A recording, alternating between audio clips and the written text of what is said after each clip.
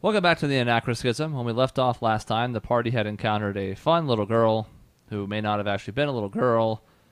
Not entirely sure what happened with all that, but she dipped after taking a considerable amount of damage, and who knows where she went off to. But in light of potentially seemingly finding the person that was connected to what happened to that lovely old couple in the retirement villa of sorts, they have decided to go ahead and leave the area because it's a little corpsey, and head back to Waychester. As one programming note, Michelle asked to take some time away from the game, which is why Grail is out of Camera 5.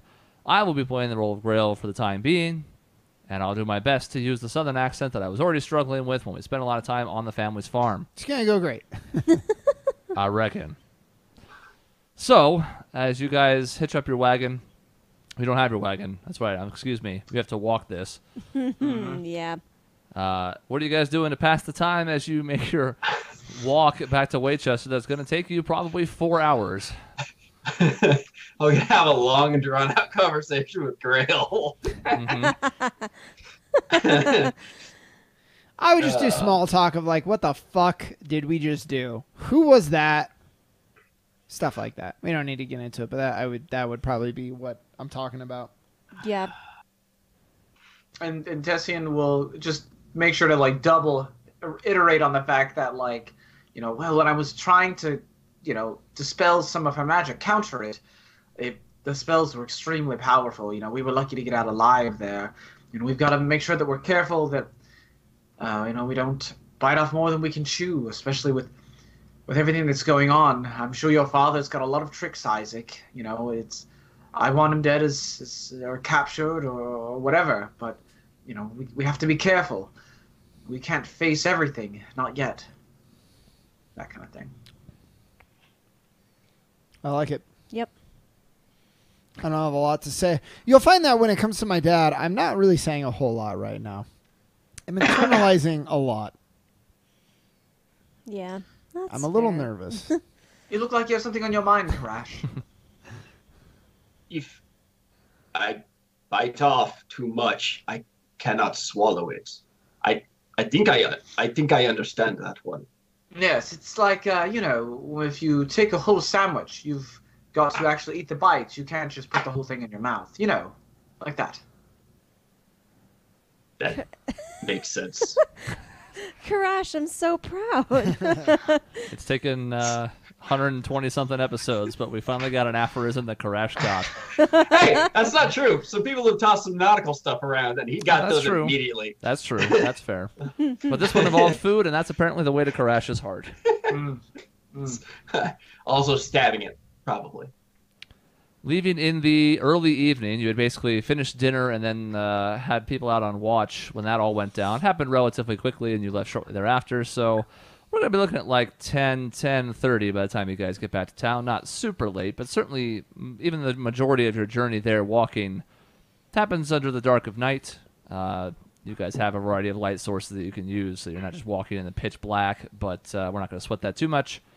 And eventually, you already kind of have a good sense of direction, as it were, especially because it doesn't take too long before, maybe like less than halfway there, you can see Waychester on the horizon, and in particular, as night falls, you can also see light emanating from the city from a ways away. In fact, it strikes you that from the outside, it's almost like, it's basically the Vegas of Aramea in the sense that you can spot it from a ways off. Again, its population not as dense as some other places, including Lycidian, but the one that is, it's all resplendent and lit up, and all of it has a lot of white surfaces to reflect off of it, and it just shoots up into the sky. So astronomy, not big in Waychester, alas. Unless there's anything else you want to do on the journey, after a few hours pass, you guys start to make your way back into the gates of Waychester on the exterior of the city. I believe you still have rooms for the night. I think you had already paid for 2, actually, that you may not even need the second one, so I think that's already covered at the Witch's Cauldron. So I think that's available to you. It depends on what you guys would like to do as you get back into town, though. Do we need to alert anyone that we're back from the Empire? We should probably tell Frederick not to make the trek out tomorrow. Yes, we should check in with the inn and send word to Cass and Frederick that we're back in town. Okay. So I guess let's see. Where's the quickest way to do that? The palace. I guess we just gotta find a guard at the palace. Could Or- do that. Where's the quickest way to find Frederick? Do they have like a guild house or something? Not especially. There is a consortium of sorts that's inside the castle where they come and go frequently, but on the exterior they get deployed from the castle and come and go as they please. Well, it's a little late, but we gotta let him know before he heads out in the morning. So I guess at least one of us, Tessie can do it. I will swing by the castle and just basically ask for the not like the nearest guard, but the most like official person that they can find, and just sort of like, hey, please pass on to Frederick that we're back in town, basically. It is a bit of a leading question, but do you also want to get word to Cass? Yes, and Cass. Yes. Okay. I think Tessian wonders for a second if like who we should let know that we're looking or we're working with Cass, but that should have all been settled. So, yeah, to let Cass know and to let Frederick know that we're back in town and that they can find us at the cauldron. Okay. I ask Lena, notice how you can't even see the stars. I did notice that as we were coming in. It's a little troubling. Why do you need all these lights? The stars, the fact that you can't see them, it's... You know what it is, of course.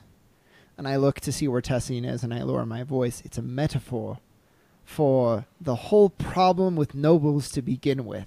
So busy putting all of their money and effort in making themselves appear so huge and larger than life that they lose perspective of where they are in the universe. It's a good one. I'm going to write that one down. And I just nod and I say, I don't think you're wrong.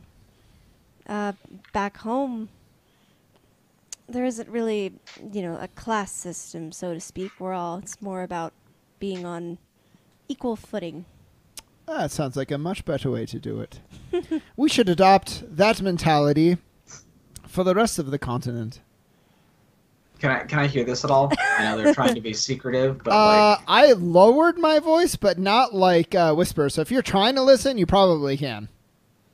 And then I just kind of shrug and say, well, my home has some problems of its own, to be fair, but maybe it's a step in the right direction. Could be an inspiration for everyone else in some ways. And I just kind of look up at the stars and don't really say anything after that. But you can't see any. I try to look at the stars, and I see nothing, and I'm sad. Yeah, all you see is like black sky, a handful of clouds that you can sort of make out against this heavy backdrop of light, and maybe a couple of the brightest stars, but it's nowhere near what you've grown accustomed to in the few spots to which you can see the canopy back home. Yep. It's Isaac's role, blatantly call out the metaphors that could have been subtle. Here's the subtlety of the... Tessian, as you make your way to Abero Castle, it's sort of interesting because you've seen it in pretty much all of its various states now over the course of one day, a long day at this point too, having pulled in the very early morning just before sunrise and then seeing it kind of mid-bustle during the day, and now as you come up to it in the evening, it's very reminiscent of what you first saw this morning, only, again, more lit up. There's darker because there's no signs of light in the horizon yet. And just like this morning, there was only a handful of Alabaster Cabal members that you see on the outside. They were already kind of sparse to begin with, and now you only see a couple.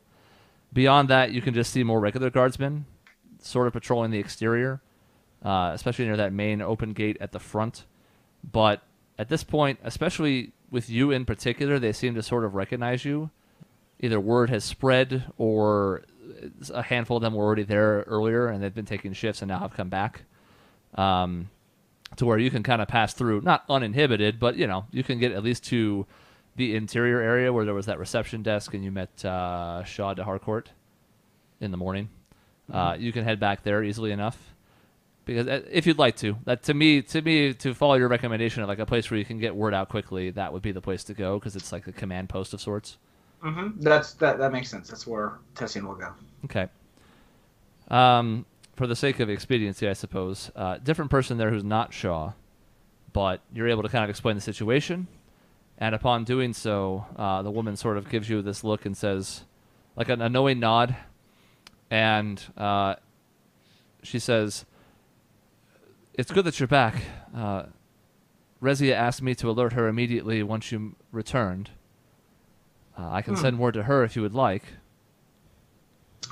And Tessian's like, certainly. Did she need to speak with all of us though, or will just I suffice?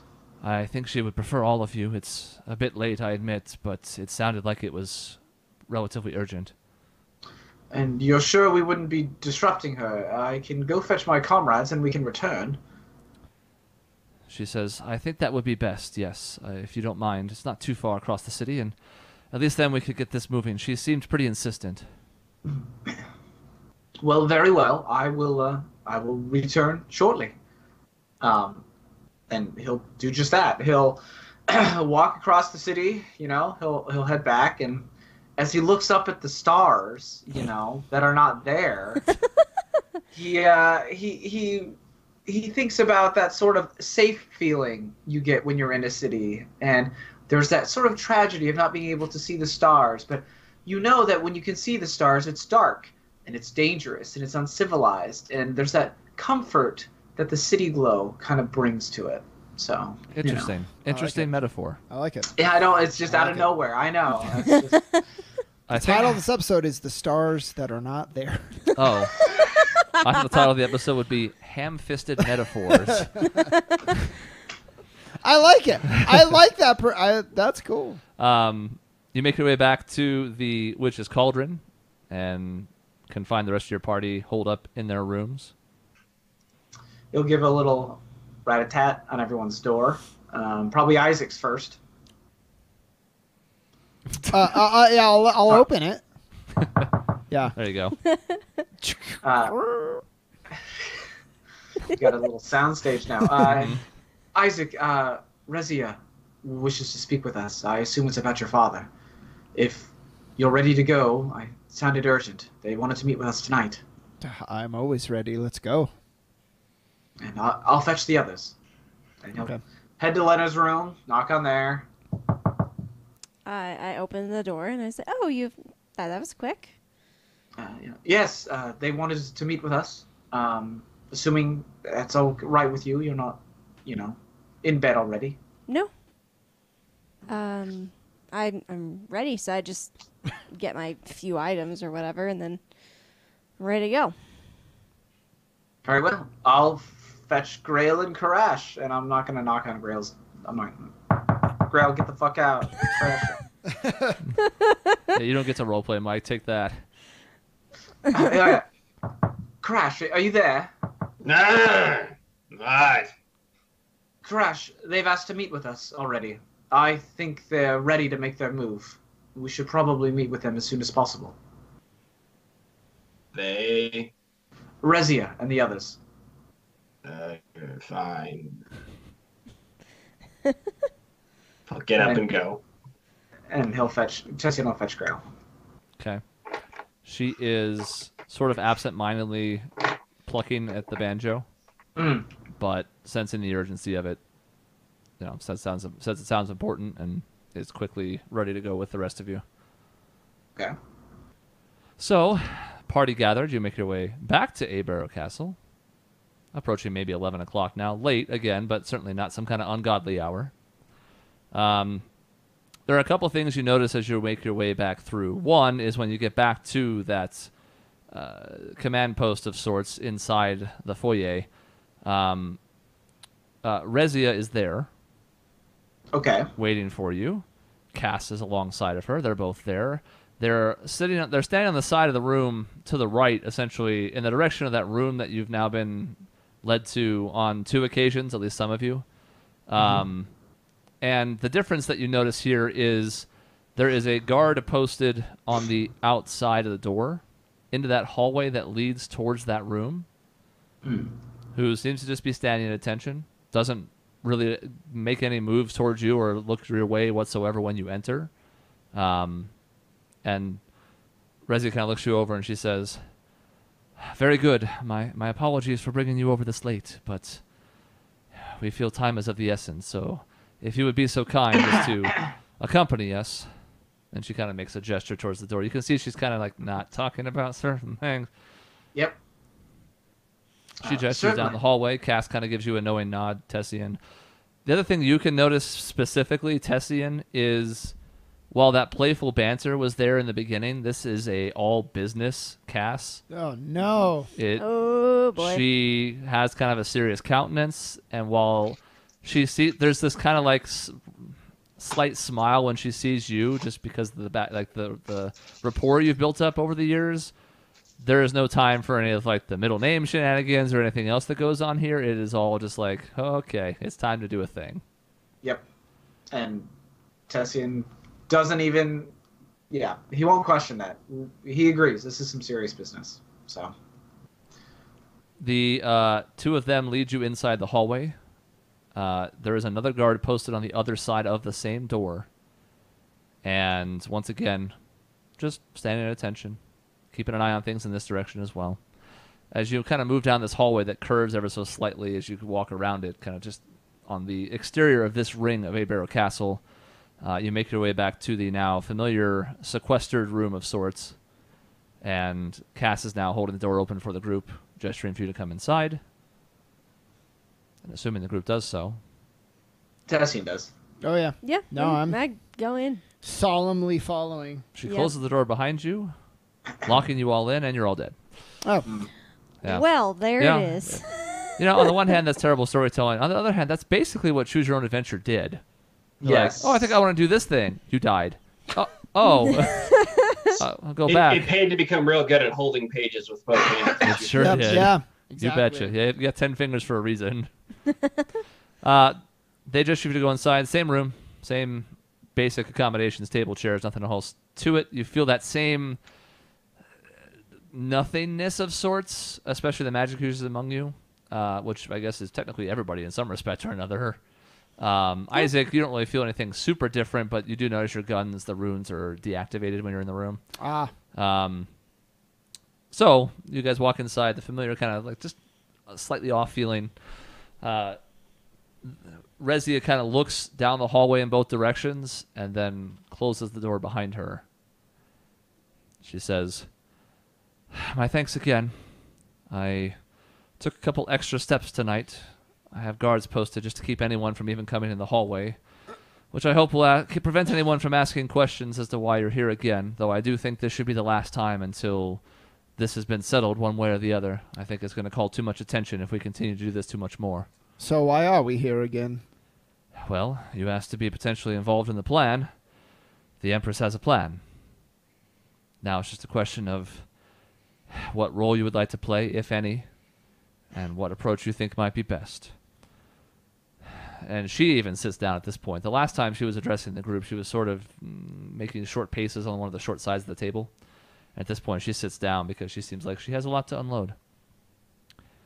She says, "The Empress, perhaps trusting the judgment of her sister and her closest advisor," she kind of gestures at Cass, "or perhaps trusting her own judgment and the experiences and the things that she's seen, she agrees.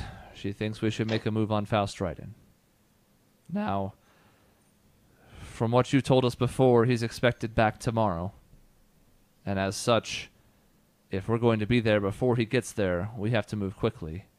Perhaps not tonight, but I would think at first light latest, we would want to be in position, particularly because the teleportation circle that goes to Timberbrook is inside the manor. So if we're going to get the surprise, we definitely want to do this before he returns from his trip. I shudder to think what might happen if we send people through a teleportation circle and he's somehow waiting there for them." So, quick question. This is me, Sean. Hi. Hey. What Sean. do they have as far as photography in this world? There are a handful of rudimentary cameras. It's another one of those things that's sort of like the conveyor belts you've seen in a couple of houses where, and some of the light fixtures where there's a melding of magic and technology that permits the picture of, like taking pictures of things that can be reproduced. They're grainy. It's an inexact duplication, but you can tell what's in the picture as long as you've got the right lights and the subject matter is good. So not to keep ruining this, but what does the media look like here? I imagine they exist. There's newspapers or something like it with photography available to them. There are newspapers that are in both Waychester and Lycidian. Beyond that, I mean, a handful of the bigger towns might have a small production that's put out, but there's actually like formal processes with legitimate employees and whatnot in those two cities. They might have a couple of cameras at their disposal, yeah. So I guess my question would be, what can we do to get the media involved on this? The more eyes, the more witnesses to really crucify him, the better. And best case scenario, it may even stay his hand if he is planning on fighting back. This is the point at which Cass chimes in. She says, well, from what Rezi has told me, I think it's time for us to go on the offensive, which is a plan I favor quite a bit. I think we make this known once we arrest him. We have to keep the element of surprise until we can jump on him, but once he's in our custody, we let everyone know that he's going to be put to trial for what he's done and what he may have been about to do. That should create a media circus in and of itself. We can get the Waychester paper in on it. And then I would imagine even Lycidian would want to be involved. Lycidian has connections to Faust Dryden as well, and something of that magnitude is going to be important for all of Aramea, regardless of where he currently resides. I hear you. I think secrecy is important, obviously. The more figurative firepower we have going into it, I think would be better, but I also trust your judgment. If you think we need to report afterwards, that's fine.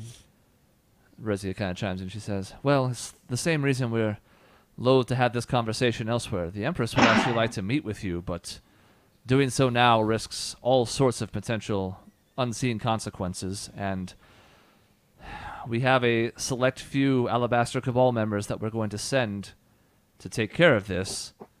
Any others finding out about this beforehand risks leaking information directly to Faust before we can get there. And I trust the same is true of the media and anybody else who controls any means of communication or power in Aramea. The fewer people that know about it before we have him in our clutches, the better. I would prefer to go at it with as many cameras and bright lights and people watching as possible, but that also puts those same people at risk if Faust decides he doesn't like the situation as it's presented to him. Fair enough. I understand. Now we're going to be sending, as we mentioned, some Cabalmen that we are confident are trustworthy, that we don't think have ties to Faust whatsoever. We can only send so many because we need to keep some people we can trust here with the Empress, lest some kind of counterplay come in here. We're also going to send over some guardsmen as best we can, just to have the show of force in case anybody else tries to pull anything, the other family members you mentioned. Do you wish to be in on this as well? And she kind of looks at the group with this sort of... It's both inquisitive and sort of like, I don't know about all this, like she feels like she's putting you out, sort of, is conveyed in this look. I think I should be there. Again, I think if he has any humanity left, and I've seen it, it will help stay his hand if I'm part of whatever force is going in. Even if it's nothing more than a moment of hesitation and can buy us a little more time, I think it's worth it. I won't ask all of you to go. I understand it's a huge risk, and we have bigger priorities with the Coronatus and what Lena's doing, but I feel like this is my responsibility, and I want to see it through. I think we owe it to the people of this continent to reveal what is going on, and we found the information to begin with. It only makes sense that we see it through. I think I'd feel far too guilty if I didn't. I'm with you, Isaac. Well, then I am as well. This feels very dangerous, but I will go. Isaac, I think you've mentioned this, so we'll just go with it. I think you've mentioned that he stayed his hand against you before. Like, you don't think, I mean, he might hurt you, but you don't think he would actually go after his own son, do you? He's had opportunities. I haven't met with him directly in a few years now. I don't think, right? That's the truth. At least a year for sure, yeah. Yeah. So he's had a chance to send a hitman. He actually has, and he had a chance to kill me, and he didn't. Same with my brother. He gave my brother instructions to let us have a free roam of town. We abused that privilege, but he granted it to us. So maybe it's true. He's had his lost his patience with me, but I think there's something in there that he prioritizes family above all else. At least that's my gut feeling about it. And what on earth is that? Dog. I think that's my Stago. Oh, you guys can hear that? Yeah. Yeah. I'm sorry, I can't because I got earbuds in. Chloe, lay down, baby. Good girl. Sorry, I've been sitting. That's what I keep looking over at, and she keeps pawing at my bed. It's like, lay it down or Yeah. die. You guys hear footsteps approaching from outside. So, Chris, I've avoided doing this so far, but I feel like, Grail, what do you think? Are you in? She says, I reckon we can't leave this. We have to see this through. And it might be dangerous, but if I can help, I'll be there. Before I commit too much, we're talking to Cass right now. Cass, what actually is the plan as far as details? Well, the Empress has drafted a formal document that lists some of the reasons for his arrest. And our hope is that by catching him somewhat unawares, that we can maybe, convince him to come willingly. As you mentioned last we spoke, there are a lot of reasons why he might want to keep up the facade, so we're hoping that if this has been formally issued and signed on by the Empress, the one person in the land who really has authority over him, perhaps it would be enough, and at least it would get him to Waychester, under our watch, held somewhere safe, while we prepare all the evidence that we would need against him for a trial. Now, we're hoping that by having enough Cabal members and guardsmen, myself, I intend to go as well, that it's enough of a show of force that even a man as powerful as Faust would have to think twice about striking back. And that's also part of why we're hoping that the jump on him will help. If he had time to prepare, if he knew we were coming, we wouldn't really want to walk into his home turf in Timberbrook. Who knows what countermeasures he might have in place. But we hope that that's enough. And if it's not, we're prepared to fight. I don't know that it'll go well. It helps that you would go with us, but even so. You saying you're prepared to fight is good to hear. My father's the ultimate chess master. I got close, but I never beat him as a boy. And whether it's in the game or in real life, he's always 5 steps ahead. He knows we snuck in. He doesn't know what we took, but I feel like he would run every scenario. My hope is that if he's still coming to the house, he knows what he's getting into, and coming in with the intent to fight the Empire is not prudent. But he might. This might be all a part of his plan, and he might be ready to accelerate things. I hope he goes willingly, but it's good that you're prepared because we don't know what he's planning. Rezia nods. She says, well, the Empress has considered that to some extent as well, but she feels it's worth the risk. And, I mean, it's sort of akin to what we mentioned before. If this formal writ is served and he were to lash out with violence, that would be very telling. And it might hurt or something worse to a whole bunch of people, but there would be no denying what happened. And even he's not that powerful. He can't hide something of that magnitude. So hopefully that's enough to stay his hand. Unless it's truly his end game now, and he is ready to throw away his name completely. I think this is a good opportunity. I suppose if that's the case, then if he makes the move, then we know where he sits in his game, is it not? I keep going over it in my head, but we have no other choice than this. We have to know where he's at. Well, you're not a boy anymore, Isaac, and he might have beaten you in the past, but is there something that we could do now to perhaps tip things in our favor? Something that he may not expect?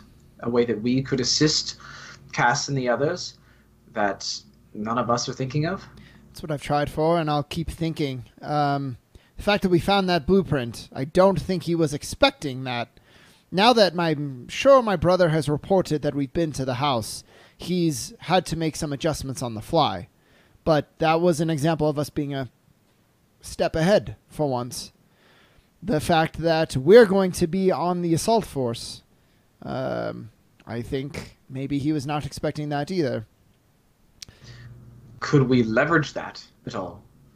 I am not a huge fan of it, but perhaps we do something similar to that little stunt we pulled, where I was inquiring about lumber, or my people at Black Harbor.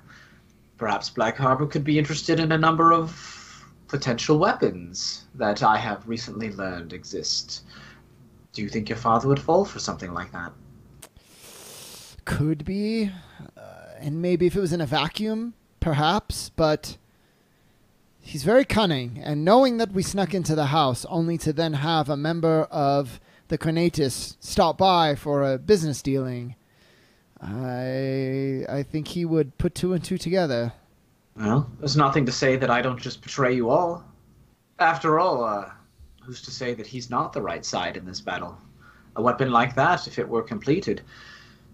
Well, all this, Tessin kind of motions to the castle, it's not worth a whole lot, is it? If he's looking to start a new world order, I would want my people on the right side of it, would I not? It would take a hell of a performance, but I think he could maybe see that if you sell it enough. I mean, this is a man who has betrayed almost everything in his pursuit of power. I think he would understand someone from a powerful family wanting to do the same. But it's a risk. I don't know. It changes the variables. I don't know that it necessarily makes it safer or more successful than the original plan.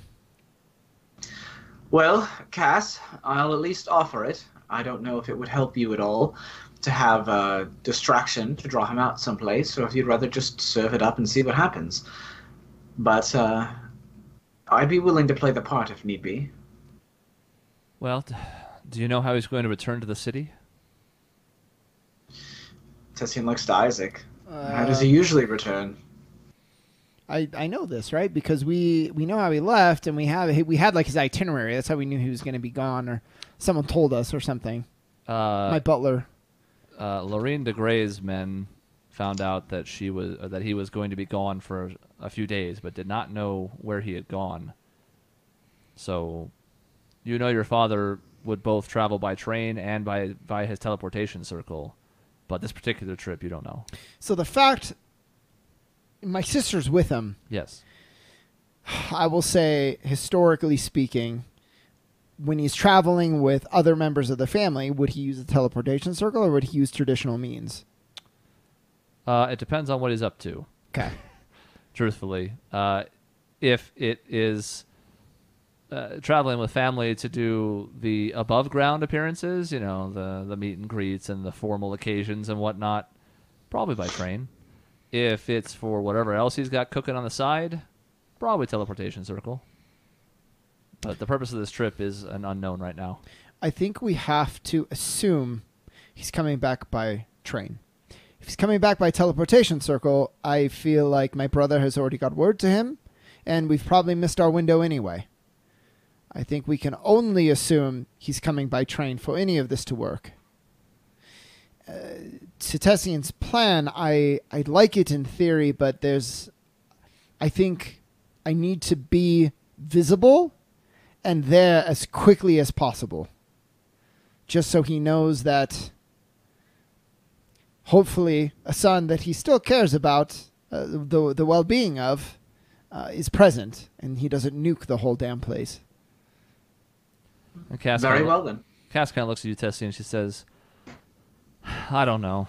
It seems dangerous, and I guess my question is, what's the long game to it? I mean, we can lure him somewhere, I suppose, but what if he doesn't like the false pretense? Well, just an idea, I suppose. I know it worked in helping to draw some time out when we did this before, but I suppose if we can get the drop on him, time isn't really against us in this scenario. I just thought I'd toss it out there. If he hauls himself up in that little fortress of his and we can't get in, it might be a way to draw him out, or get some of us in, I suppose. But you're right. Maybe it's not the right time for such a play. It's funny you said that. I was gonna say, and Tessian, that could be a plan for a backup if the operation gets botched, but one of the leaders of Blackwater wants to turn coat. Black Harbor, but yes. Blackwater. Blackwater Bay. Game of Thrones. Yeah. Cass says, well, it might be good to keep in your back pocket just in case, but our hope is that we can surprise him inside the house. If we go by the teleportation circle, we'll already be inside the manor, and we didn't really want to risk confronting him at the train station if that was how he was traveling. We thought it best to maybe hold up inside the manor and watch both the circle and the front entrance. But we would have to make sure the house is clear of anybody else who might be there as well. How do teleportation circles work? Can you easily destroy one side of the circle? Easily? No, not really. With time and okay. some people that would know how to disassemble runes and crests and the like, perhaps. It takes a year to create them, though, so it's not as simple as like scratching a foot across one side of it, and it's like, well, it's broken. Okay. And I don't know if it would be a good idea anyway. Like, I don't know if we're fine with him coming through the teleportation circle, and that's okay. But, yeah, for reasons I said before, I think it's ideal if we get him by train, and if he's taking train. Yeah, and Rezia kind of even chimes in at that point. She says, well, magic is not quite my forte as much as it is my sister's, but if he is returning via the teleportation circle and we were to disable it somehow, he would be blocked from transit and we might miss our chance. And then he would definitely know something was up. Agreed. Our best chance would be to allow him to teleport and then simply try to restrain him on this side if he tries to make him run for it. Okay. So this is the point at which Rezia kind of looks at everybody and she says, our aim is to leave at dawn. You didn't have any idea what time he was returning tomorrow, so we don't really want to risk it. So we think we should send our men there first thing, sort out what the manor is like, who else might be there, set aside any other family members that could be there, and prepare for his arrival as best we can. If you would join us, I would ask you return to the castle at first light. We will escort you to the chambers, and we'll make our way there in the morning. Is there a place for us to stay here? I don't know if we even have all of our stuff, but I feel like going back and forth from the castle is just one more opportunity to have someone see it and report it. She kind of thinks about it. She says, yeah, I suppose it's difficult either way. Anybody stumbling upon you would ask questions if you were here, but it's probably even more attention to have you go back and forth one more time. There are rudimentary barracks rooms along this corridor we could put you in for the time being. I could have my men sort of keep any unwanted attention from this area, and hopefully that would at least buy you a few hours of sleep. It's already getting late to the point where it won't be much rest, but it would be something. Oh, what about this room here? Is it protected from scrying rituals and the such? I know it nullifies magic, but... It should be, yes. It should be both a barrier against anything that's inside of it, but also from outside. So it would be safe here. We could try and move a few beds in, I suppose. You're not sleeping on the ground. If it's all the same to you, I'm fine staying in here. We don't need fancy accommodations. I doubt I'll sleep much anyways, so I would be fine in here.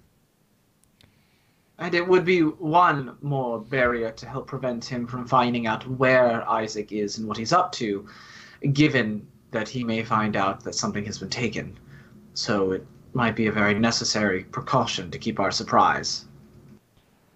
Cass kind of nods. She's rubbing her eyes at this point. Looks tired. Of course, you remember she's a morning shift person, or at least she was this morning.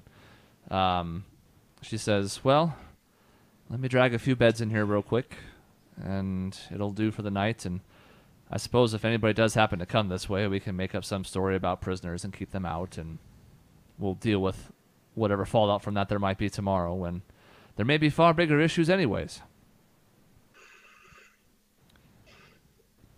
Rezia kind of takes this moment. She goes, well, I appreciate it, Cass. Set them up as best you can, and then get some sleep yourself, because you're in for a long day tomorrow, too. Cass kind of nods. Rezia says, all right, everyone. I'll be waiting a word about how this goes. The Empress is worried, to say the least, but she thinks this is best. You thought it was best. We think it's best. She gestures at Cass. This is almost unprecedented what we're about to do, but to make significant change in this country, it may take something this big to make it happen. So I wish you the best of luck tomorrow, and I hope for all our sakes that Faust Dryden's in a cooperative mood.